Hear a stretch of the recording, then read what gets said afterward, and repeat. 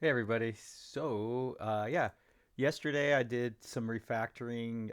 Basically, to sum up yesterday's refactoring in yesterday's video was converting the cameras to be more like the meshes and the lights. So like the camera is singular, the messages and lights are plural. So that means that we need an array to handle lights and meshes, but we really didn't need an array to handle cameras. But I wanted the code to be consistent and similar, that handles the meshes and the lights and the camera animations. So I chose to make the camera, put the camera into an array. And that was what that was all about. And that was the primary reason. And then the secondary reason would be because I want the I don't know. I don't want to paint myself into a corner. Um, and maybe in the future, I'll want multiple cameras. And I could totally see that, wanting to just cut from one camera to the other or one position to another. Um, and, having it in an array is a little bit more code to maintain, but um, it is, it may come in handy in the future. Uh, and then that, just as that could also happen, that will also happen for the scene because I'm going to want to animate things in the scene as well. So that was yesterday. Um, Today's another one of those videos where I don't have anything really to demo in the code changes. So I'm just going to sort of go into what I've already built out for the light animations and for the mesh animations, so improvements. And I think this is really really cool.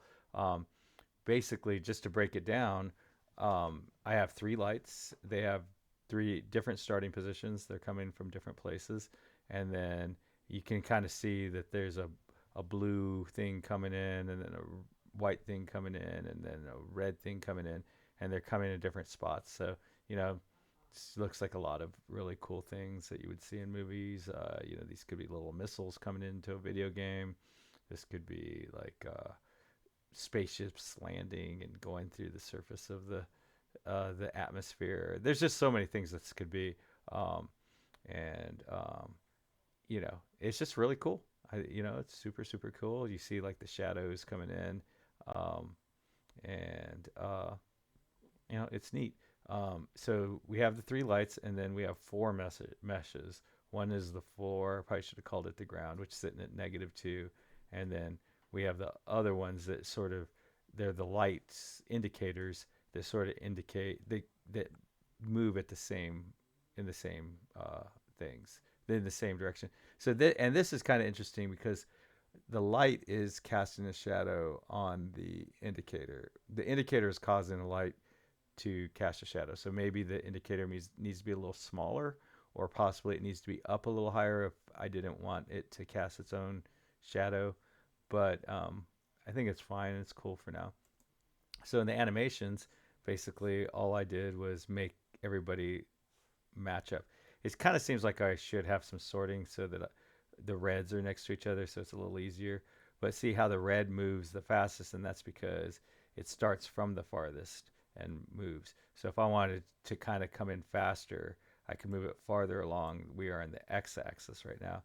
So let's say I can move the light to 10, and then so the mesh is still in the same spot, but I can move that to 10 as well. And now the red comes in really fast and a little farther.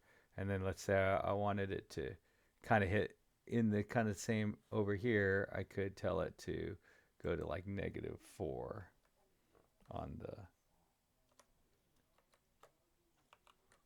So that's so now it hits there, and then I just need to match up the light.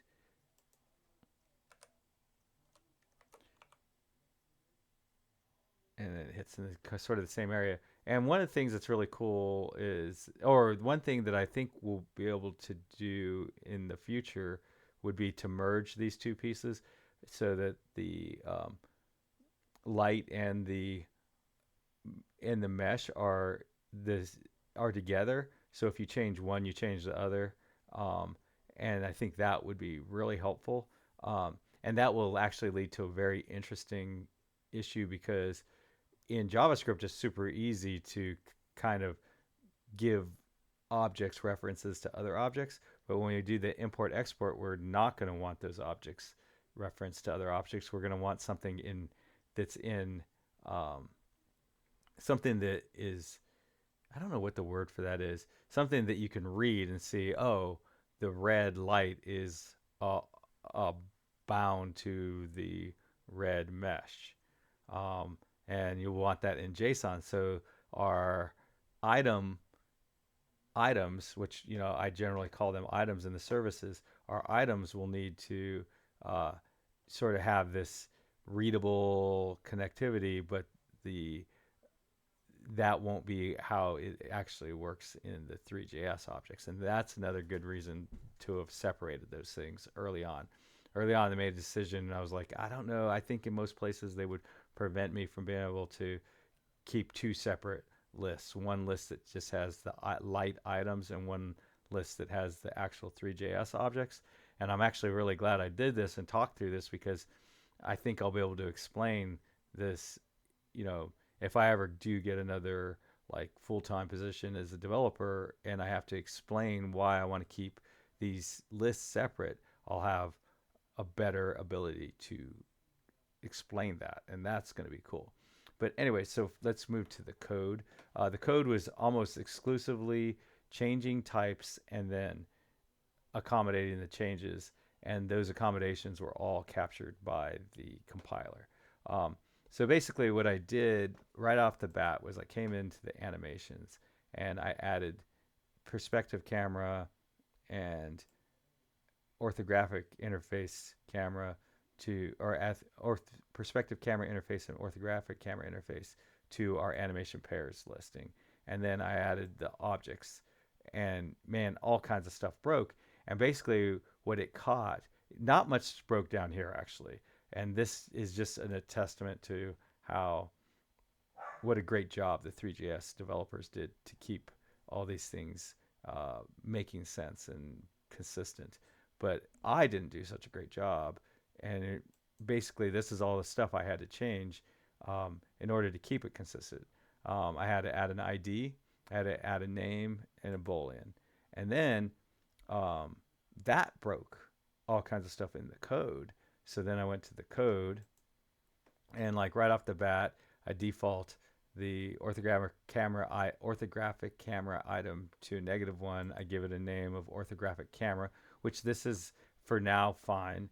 It may not be fine in the future if we ever have multiple cameras. And then I added an animation flag set by default to false. I went back and forth on whether it should be, because everything else I default to true, but actually for the camera, we'll actually be defaulting those at the camera level, which is going to be a little weird, but I don't see any other way to do that. Same thing with the perspective camera interface. So again, that early decision to kind of make these two different objects seems to be a mistake. It seems like I probably should have figured out a way to make them just overlap and share things and just have one object, because it seems like I'm doing double work constantly. I don't know that yet. I'm still kind of on the fence. And then, so in the setup camera, whenever I set up a perspective camera, I assign the ID so that -1 default gets overwritten with the actual ID of the camera, and that was, and I did the same thing over here, and that was important to do. It doesn't seem important right now, but I guarantee at some point I'm going to want to get the actual object and do something with it. And having that ID will make that helpful.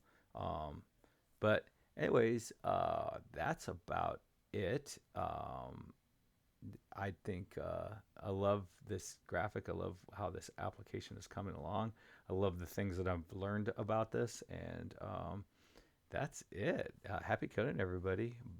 Bye.